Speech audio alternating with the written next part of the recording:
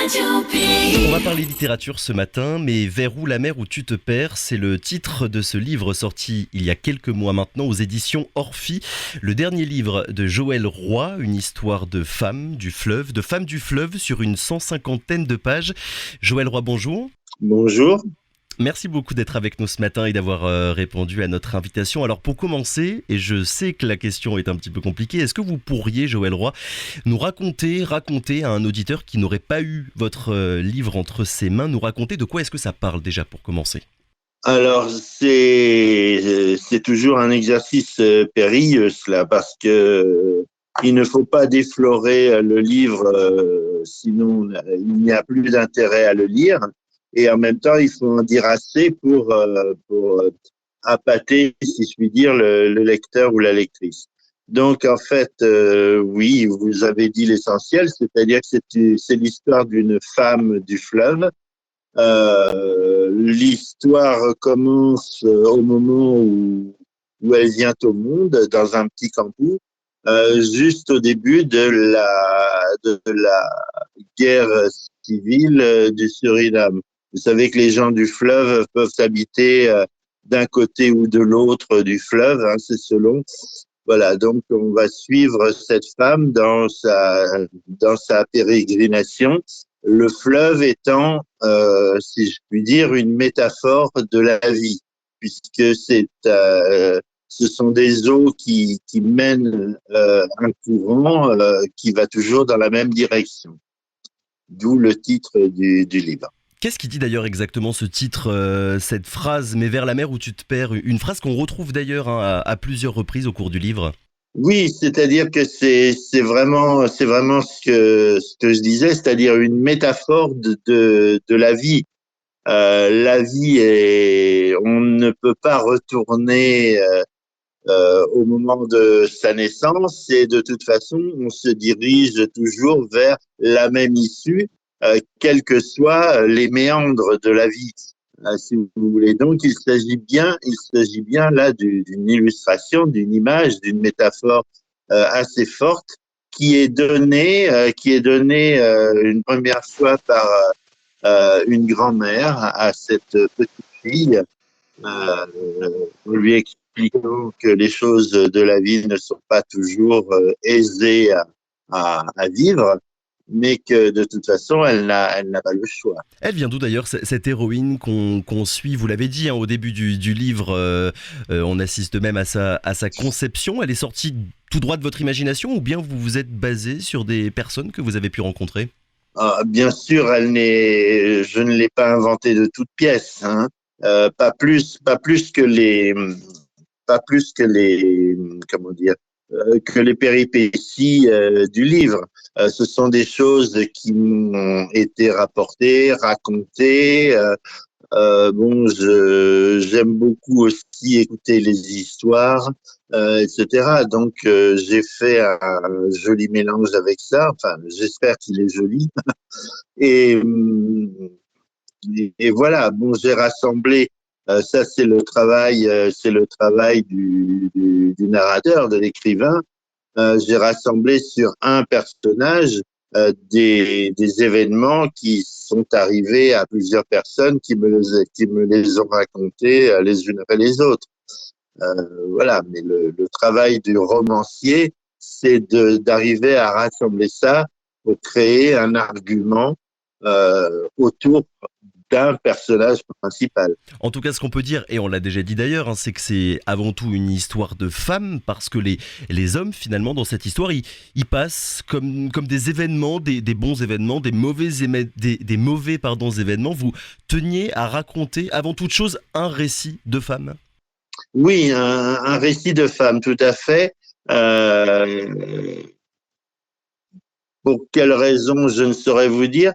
Sans doute parce que pour moi, l'écriture, c'est un moyen de rendre la parole à ceux ou celles à qui elle est ordinairement confisquée. Hein, ça, pour moi, l'écriture est un acte militant avec, on va y mettre des guillemets, mais c'est quand même de ça qu'il s'agit. Et voilà, ces femmes que l'on dit souvent opprimées, parce qu'elles ne sont là que pour faire des enfants, que parce que les hommes peuvent avoir plusieurs femmes, etc.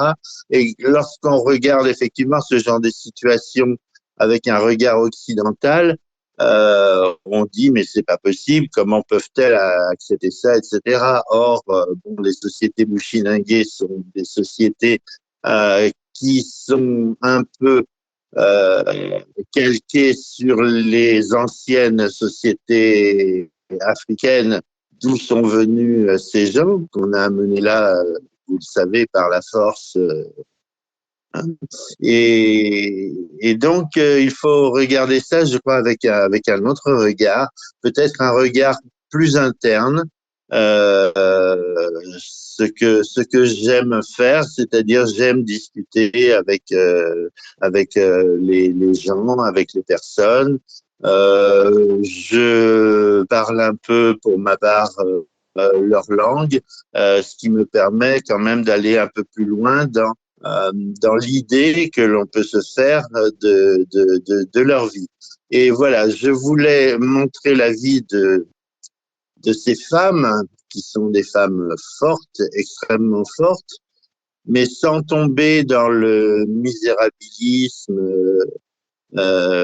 habituel, et puis surtout en essayant de donner des clés de compréhension euh, du fonctionnement de ces sociétés du fleuve. Hein.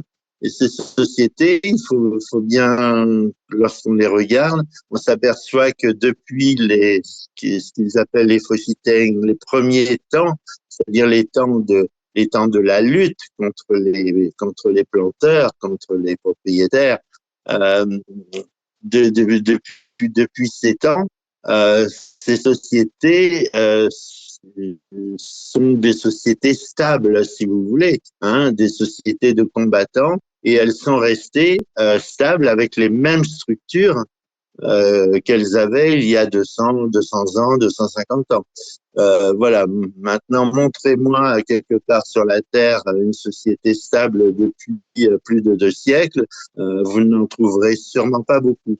Donc, j'ai beaucoup d'intérêt voilà, pour ces personnes et les sociétés qu'elles ont réussi à forger au cours des siècles. Oui, parce que ce qu'il faut peut-être préciser aux auditeurs qui ne vous connaissent pas, c'est que là, certes, on s'appelle par téléphone, mais que vous connaissez très bien la Guyane. Est-ce que c'est volontaire de votre part d'avoir le fait d'avoir séquencé votre livre en chapitres très courts, de quelques pages parfois, et où l'on passe parfois sans vraiment de transition entre des moments simples, puis d'autres qui sont pour le coup totalement tragiques. Ça donne une impression de journal intime où l'on suit l'héroïne finalement en acceptant de pas tout savoir. Ben écoutez, je crois que vous avez mis le doigt sur quelque chose de très important. Effectivement, c'est bien de ça qu'il s'agit, c'est-à-dire que euh, j'ai voulu faire parler mon héroïne à la première personne. Donc, euh, lorsqu'intervient un narrateur, c'est que vraiment il se passe quelque chose de l'inconscient, du côté des croyances et du côté euh, de tout ce genre de choses, hein, lorsque les ancêtres interviennent, etc. Donc, c'est les seuls moments où il y a un narrateur. Sinon, l'héroïne parle à la première personne, effectivement, en chapitre assez court, parce qu'il ne faut pas oublier que le fleuve et la forêt sont des milieux qui restent à risque, et que effectivement les situations peuvent changer du jour au lendemain. Euh, voilà, ne serait-ce que on voit qu'à un moment, bon, notre héroïne va passer du plus grand bonheur d'avoir sa dernière née au sein en train de l'allaiter, et que tout de suite, bon, un changement de saison, les moustiques arrivent et la petite va mourir de la malaria. Voilà, ce sont des choses qui arrivent couramment en forêt. Euh, donc, bon, je n'en raconte pas plus si vous voulez, mais effectivement, on peut passer du jour au lendemain. peut-être pas du jour au lendemain, mais d'un moment à l'autre de sa vie, d'un épisode de sa vie à l'autre, du plus grand bonheur au plus grand malheur, et inversement. Alors, on va pas raconter, hein, évidemment, comme vous le dites, tout le livre et toute l'histoire, mais il y a quand même en toile de fond la guerre civile du Suriname. Vous parlez d'ailleurs des Jungle Commando, de Desi Bouterse et de Ronnie Brunswick. C'était important pour vous de situer votre histoire à la fois à un endroit précis, autour du Maroni, et à un moment précis de l'histoire avec un grand H. Oui, parce que cet épisode de la guerre civile, en dehors du fait que elle me donnait une toile de fond pour mon roman et une toile de fond très très très très parlante, si vous voulez, ça a été quand même quelques années, 6 années, qui ont été déterminantes dans les rapports entre les deux pays, Guyane française et Suriname. Ça a été également extrêmement important dans le changement de vie de tous ces réfugiés à qui la France n'a jamais voulu accorder le statut de réfugié d'ailleurs, puisqu'on parlait de personnes provisoirement déplacées, etc. Donc ça a été un épisode dans la vie de ces populations du fleuve complètement déterminant, et la vie la vie de ces gens-là n'a plus été la même après la guerre qu'avant. Et pour autant, vous traitez la guerre, comment dire, de la même manière presque qu'un événement ordinaire de la vie quotidienne de cette héroïne. Oui, c'est parce que, comment dire, il faut dire que dans le système de croyance des Bushinégé, il n'y a pas de hasard. Ce qui arrive pour une bonne raison. Et en général, ce sont les ancêtres, hein, qui organisent le destin des vivants. Voilà. Donc, effectivement, et c'est pour ça que je parle des Jungle Commando, je parle, etc. Parce que, en fait, les assaillants, pour les gens qui étaient dans les villages, les assaillants, le plus souvent, n'étaient pas identifiés. On ne savait pas qui ils étaient. Alors bon, on parlait des Jungle Commando parce que c'est un nom qui est parlant, etc., qui est un peu effrayant aussi, qui a été utilisé aussi médiatiquement à l'époque, mais rien ne prouve que c'était réellement les Jungle Commando qui avaient ces exactions. D'ailleurs, l'épisode du massacre du village de Moïwana, ce sont les troupes de Desi Bouterse qui ont produit cette horreur. Ce n'était pas les Jungle Commando. Donc, on avait, pour ces gens, il y avait un assaillant qui n'était pas clairement identifié parce que des deux côtés, du côté des deux camps, on fonctionnait au rhum, enfin au tafia, au kali, etc. Donc ces gens étaient toujours plus ou moins drogués et alcoolisés, que ce soit les uns, que ce soit les autres. Voilà. Donc ce sont des épisodes qu'on attendait, que l'on craignait, mais que l'on ne comprenait pas. Est-ce que ce serait possible pour terminer que vous nous lisiez un extrait de votre dernier livre ? Je vais vous lire un passage qui pour moi est quelque chose de très très sensible, et que j'ai eu du mal à écrire parce que je voulais toucher la sensibilité des lecteurs et lectrices, mais sans tomber dans le misérabilisme ou dans la pleurnicherie. J'avoue que ce petit paragraphe, j'ai eu du mal à l'écrire, mais bon, en tout cas, je vous le livre.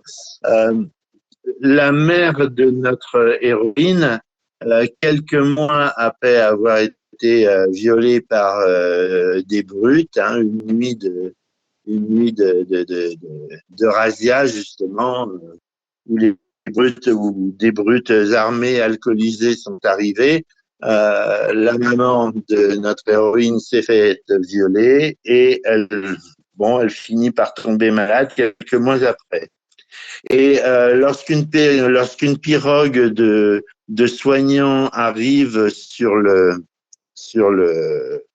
dans leur village, dans leur campus, il lui propose de venir se faire soigner à l'hôpital de Saint-Laurent. Et voilà ce qu'elle leur répond. Nino Sabis Manaïou, je ne sais pas qui vous êtes, mais je sais que le plomb qui tue le maï pourri tue aussi l'agouti. Vous voulez que je parte? Vous voulez que je quitte ma terre pour aller me montrer à des gens qui ne m'ont jamais vu et qui pensent me soigner sans me connaître? Ici sont les esprits de mes ancêtres. Ils me protégeront s'ils le veulent, mais certainement pas si je les quitte pour aller dans votre ville. Je ne sais pas si je vais mourir ici, ni quand, mais je sais que mes Yorkas ne me permettront pas de vivre dans un lieu sans forêt ni sans fleuve où ils peuvent habiter. Vous pouvez rentrer chez vous. Moi, je reste ici. Ma vie, c'est comme ça. Nassau, milibide. Merci beaucoup Joël Roy d'avoir été avec nous ce matin. On le rappelle, vous étiez avec nous pour la sortie de votre dernier livre, Mais vers la mer où tu te perds, sorti aux éditions Orphie, est disponible, comme on le dit souvent, dans toutes les bonnes librairies. Merci encore d'avoir été avec nous. Merci à vous de m'avoir invité, en tout cas. Radio Pays.